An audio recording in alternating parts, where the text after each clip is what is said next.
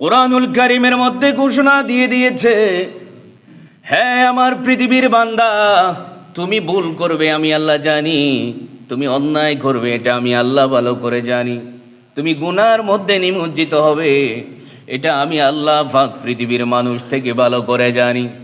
হ্যাঁ বান্দা, গুনাহ যদি তোমার পাহাড় পরিমাণ হয়ে যায়, গুনাহ যদি তোমার সাগরের পানি পরিমাণ হয়ে যায়, গুনাহ যদি তোমার পৃথিবীর গাছের পাতা পরিমাণ যদি হয়ে যায়, পৃথিবীর বালু কণা সমান যদি তোমার গুনাহ হয়ে যায়, ও বান্দা তুমি আমার রহমত থেকে নৈরাশ হয়ে যেও না।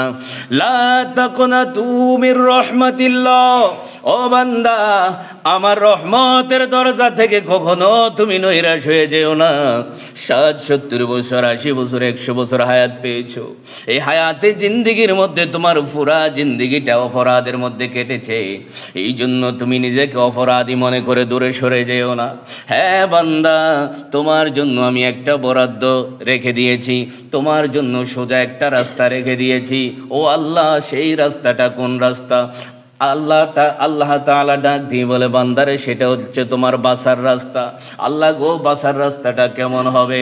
আল্লাহ রাব্বুল আলামিন কোরআনুল কারীমের মধ্যে ঘোষণা দিয়েছেন, ওয়ালাউ আন্নাহুম ইয যালামু আনফুসাহুম জাউকা ফাস্তাগফিরুল্লাহা ওয়াস্তাগফারা লাহুমুর রাসূলু লাওয়াজাদুল্লাহা তাওয়াবার রহিমা।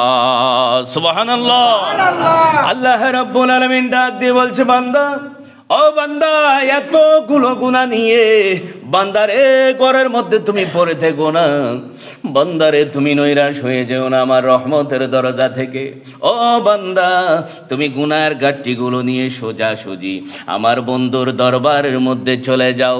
বন্ধুর দরবারে গিয়ে তুমি আমি আল্লাহর কাছে মাপ চাও, চাইতে থাকো চাইতে থাকো।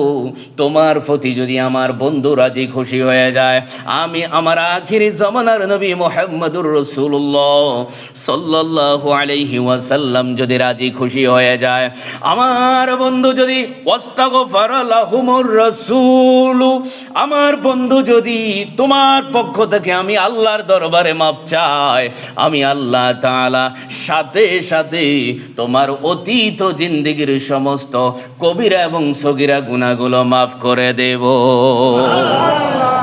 কারণ তোমার পক্ষ থেকে একজন মাপ চেয়েছেন, যিনার হাত কখনো আল্লাহ খালি ফিরায় না, তিনি হচ্ছেন রাহমাতাল লিল আলামিন। আমার আল্লাহ হচ্ছেন আলহামদুলিল্লাহি রাব্বিল আলামিন, যিনি সমস্ত জগতের রব। সেই রবের কাছে মাপ চেয়েছেন স্বয়ং আপনার পক্ষ থেকে রাহমাতাল লিল আলামিন। এই জন্য আমার আল্লাহ রাহমাতাল লিল আলামিনের হাতের বরকতের উসিলায়, দোয়ার বরকতের উসিলায়, ওকালতির উসিলায় আপনার কবিরা এবং সগীরা যত পাহাড় পরিমাণ গুনাহ থাকুক না কেন, আমার আল্লাহ মাফ করে দেবে। ঘোষণা কার? জোরে বলেন কার? এই জন্য নবীর পক্ষে থাকার দরকার আছে না নাই?